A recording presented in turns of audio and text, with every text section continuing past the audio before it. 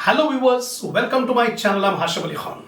So now I'm going to start the new topic, assessment of individuals, in the subject advanced aspect of income tax.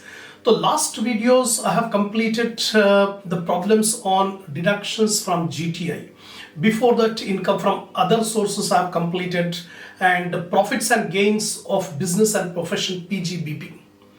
So in this video, I'm going to explain you how to compute the individual's income, assessment of individuals. So before starting this chapter, before starting the problems on assessment of individuals, a student must be perfect regarding the provisions of computing income under the 5 heads: income from salary, income from house property, profits and gains of business and profession, capital gain, and income from other sources, because all the provisions of the 5 heads will come in these problems, assessment of individuals. So until and unless you are sure about the provisions of 5 heads, you cannot be able to do the problems. First of all, income from salary. Income from salary will be received by those people who are in employment. Whenever employer-employee relationship is there is income from salary. The Income Tax Act has given the procedure how to compute the income from salary. So salary is divided into 4 parts. First, salary; second, allowances; third, perquisites; fourth, profit in lieu of salary. The total of these 4 items is called gross income from salary. From gross income from salary, deductions are given under section 16, 16(1)(a), 16(2), 16(3). Standard deduction is a compulsory deduction, 16(1)(a), 50,000 rupees. Least of the two, 50,000 or gross income from salary, whichever is least will be allowed. The compulsory deduction will be given 50,000, 16(1)(a). 16(2), entertainment allowance deduction.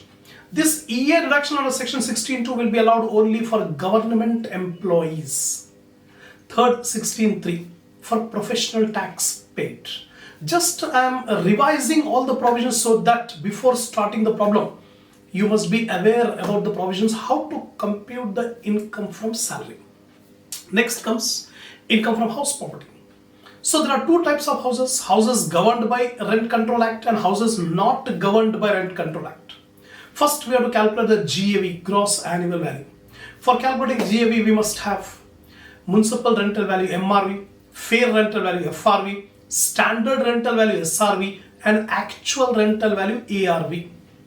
By comparing this annual rental value, we have to calculate the GAV. From GAV, we deduct the municipal taxes, we will get NAV. Municipal taxes deduction will be allowed only if it is paid by the owner of the house. If it is paid by the tenant, not allowed. Then after calculating net annual value, deductions are allowed under section 24, 24A and 24B. 24A is the standard deduction, compulsory deduction, 30% of NAV. And 24B, interest on loan taken to purchase the house, to construct the house, to repair the house, to renovate the house, to reconstruct the house. If a loan is taken for this purpose and interest is paid, the interest will be allowed as deduction under section 24B. Then we get income from house property. Then third one, profits and gains of business and profession. For computing the income from business, first of all, profit and loss account will be given in the problem. By taking the net profit as per profit and loss account, we add back inadmissible expenses. The expenses which are debited to profit and loss account but not allowed by Income Tax Act. Those expenses which are already debited to profit and loss account, but Income Tax Act will not allow that expense. That is called inadmissible expense. We add back. Deduct those incomes which are credited to profit and loss account, but Income Tax Act says these incomes are not business incomes. It is taxable under other heads. So we deduct it. Like this, some deductions are given by Income Tax Act, but it is not taken in the profit and loss account. Now we give the deductions. Similarly, some incomes are there of business income but not credited to profit and loss account. We add those incomes to get the income from business. Similarly, we have to calculate income from profession. The next head is capital gain. When a capital asset is sold and gain arises, it is called capital gain. So again, capital gain are of two types. Long-term capital gain, short-term capital gain. So many provisions are there how to distinguish. Broadly, if an asset is held for more than 3 years, it is called long-term capital gain. If the asset is sold off within 3 years of purchase, it is called short-term capital gain. Short-term capital gain is taxable along with other incomes as per the slab system. But long-term capital gain is taxed at a flat rate of 20%, separately taxable.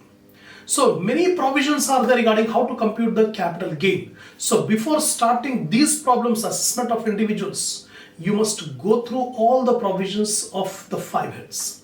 Next comes income from other sources. It is a residual head. It is a residual head. Any income which does not fall in the first 4 heads will be put to tax under income from other sources. So many incomes are there which are, we cannot give the exhaustive list. Any income may come under income from other source. Example, interest on security, interest on bank deposit, letting out of plant, machinery, furniture, family pension, and dividend income, and casual incomes. All these are the incomes which comes under income from other sources. Already before this I have completed the videos. So after calculating all incomes under the 5 heads, we take the total of the income under the 5 heads. That is called gross total income.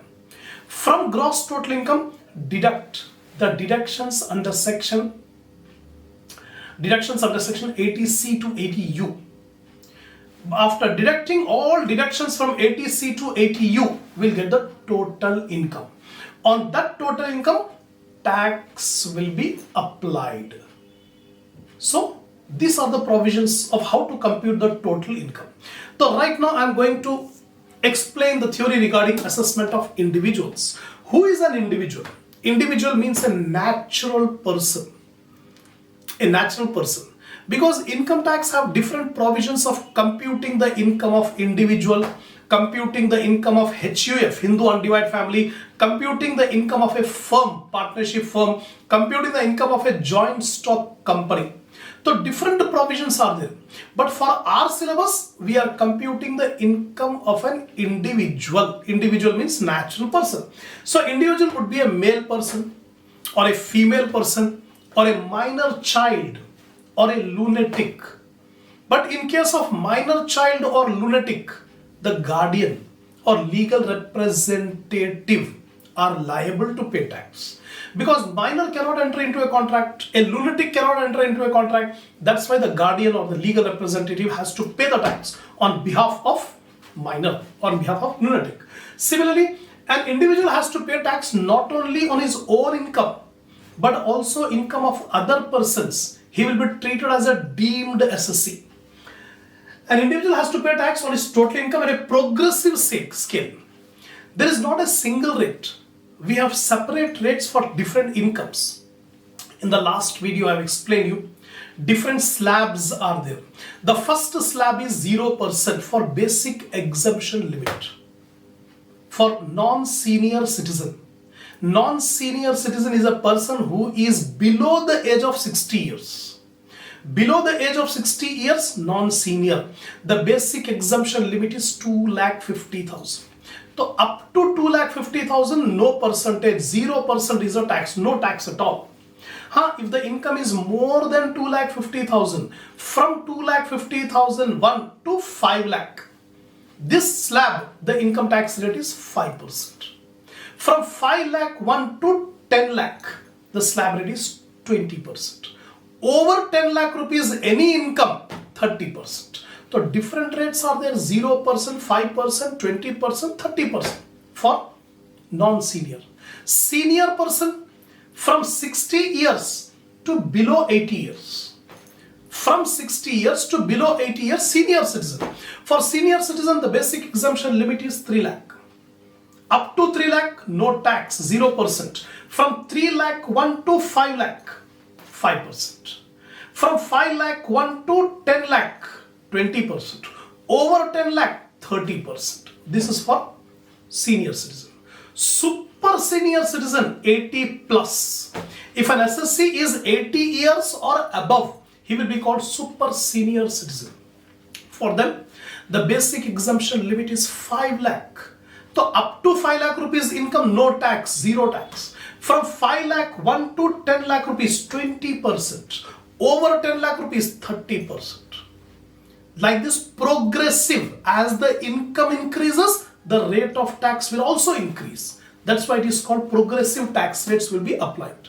Similarly, an individual is taxed not only on his total income, but also on the income of other person. For him, he is deemed SSC.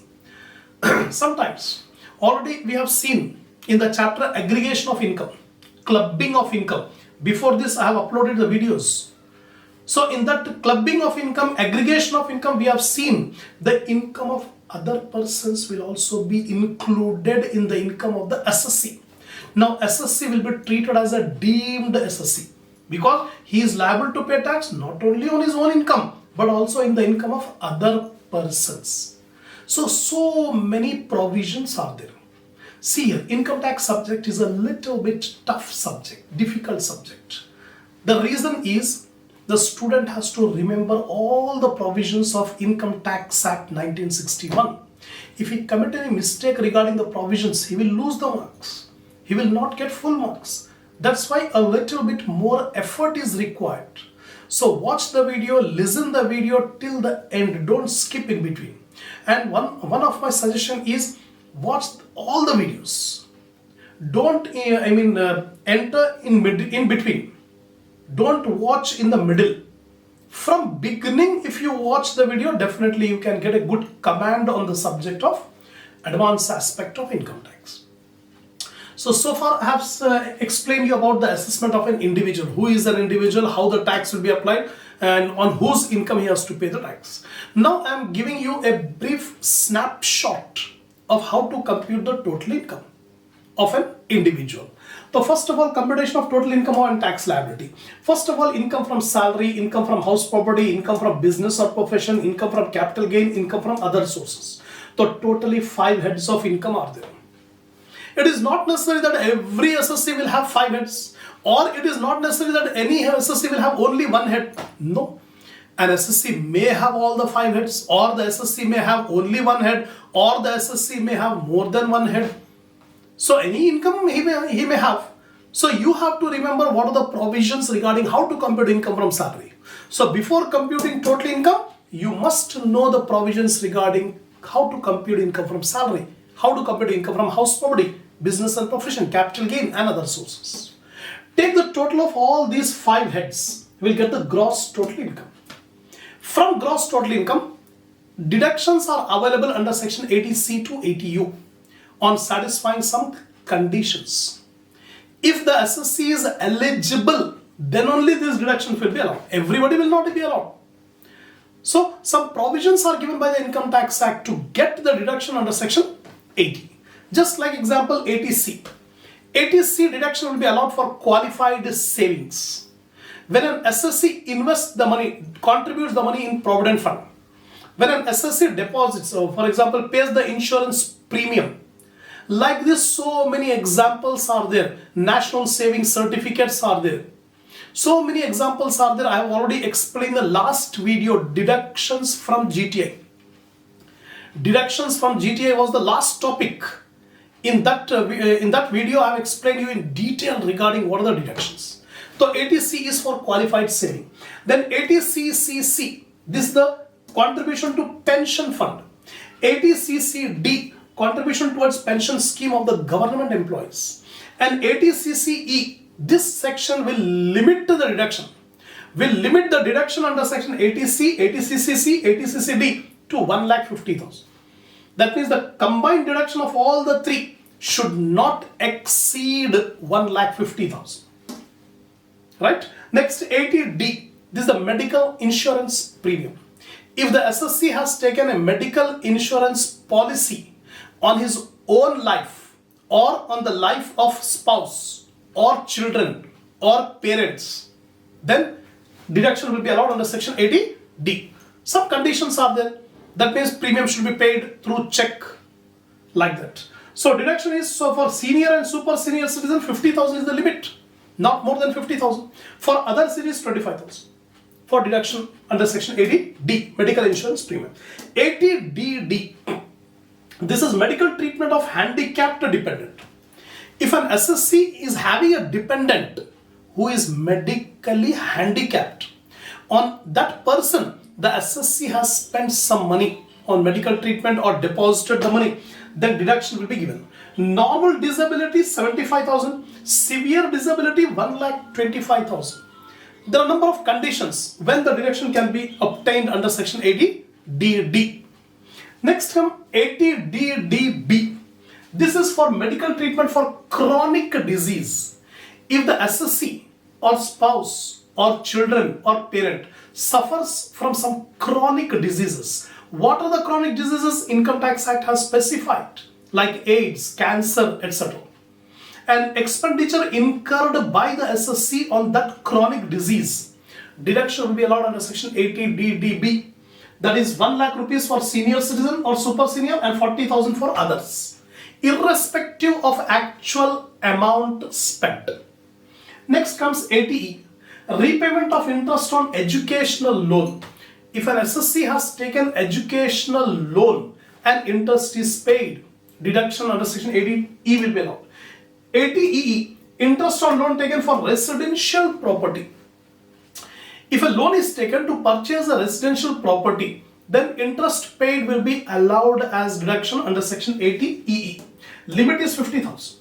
Similarly, 80EEA, interest on residential taken for residential property, limit is 1,50,000. TNC, terms and conditions are there. Number of terms and conditions are there for getting the deduction under section 80EEA. Then 80EEB, interest on loan taken to purchase electric vehicle. Nowadays the government is promoting, encouraging the people to buy electric vehicle to eliminate the pollution and the problem of fuel prices. So electric vehicle, if a person has taken a loan to buy electric vehicle, then interest on loan will be allowed as deduction. The maximum limit is 1,50,000. 80G is donations.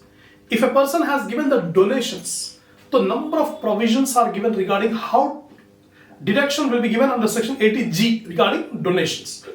Next one, 80GG, rent paid by self-employed SSC, limit 60,000. Suppose if a person is self-employed and living in a rented house, rent is paid, he is not getting HRA. House rent allowance will be received only by an employee. There are many persons who are self-employed and still paying the rent. So rent deduction will be allowed up to 60,000 under section 80GG. Then 80GGA, donation for scientific research and rural development. Then 80GGC, contribution to political parties. 80QQB, royalty income for authors. 80RRB, royalty on patents. 80TTA, this is important, interest on saving bank deposit, non-senior citizen, limit is 10,000. If a non-senior citizen below 60 years of age, he has deposited some amount in a saving bank account, then interest is received. That interest deduction will be allowed up to 10,000 rupees, not more than 10,000.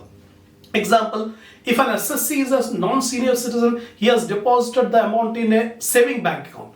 During the particular year, he got 25,000 interest on saving bank.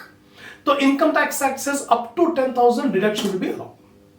But provided he should be a non-senior citizen and he has deposited only in SB account, saving bank account, not in other accounts. Then 80 TTB, this is also for interest on deposits by senior and super senior. If a person is senior or super senior citizen and deposited in any account, not in saving bank account, any account, saving bank account, recurring deposit account, fixed deposit account, any type of account, if a senior or super senior person has deposited and earned the interest, then it will be allowed deduction under section 80 TDB. 50,000 is the limit. For non-senior, 10,000. For senior or super senior, 50,000. Here non-senior only SB account, here any account. Then 80U, income of blind and handicapped person, normal 75, severe 1,25,000. So these are few deductions I have explained under section 80C to 80U. So after deducting all these deductions, you will get the net income. On the net income, the tax is applied. So tax on total income we calculate, then less tax rebate. Tax rebate under section 87A will be allowed for lower income group people up to 5 lakh. If a person's income is up to, total income is up to 5 lakh, 87A rebate will be allowed. The rebate will be actual income tax or 12,500, whichever is least. So only on lower income group up to 5 lakh rupees tax rebate. If an income is more than 5 lakh rupees, tax rebate will not be allowed. Right? And this tax rebate will be allowed only for resident person. For non-resident person, it is not allowed. Next is surcharge. If an income is more than 50 lakh, up to 50 lakh rupees total income, no surcharge. If a person's income is more than 50 lakh, up to 1 crore, then surcharge will be applied.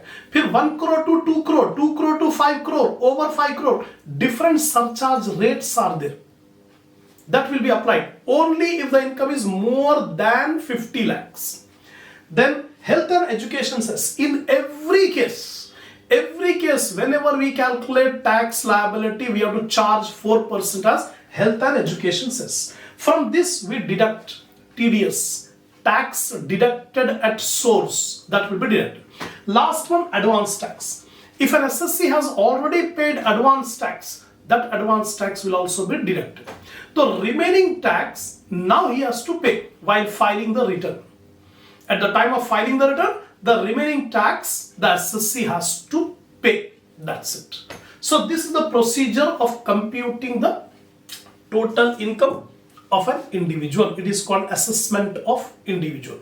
Inshallah, in the next video, I'll start the problems on assessment of individuals. So before that, I want to inform you that I have started a new channel by name Khan's Accounting Institute.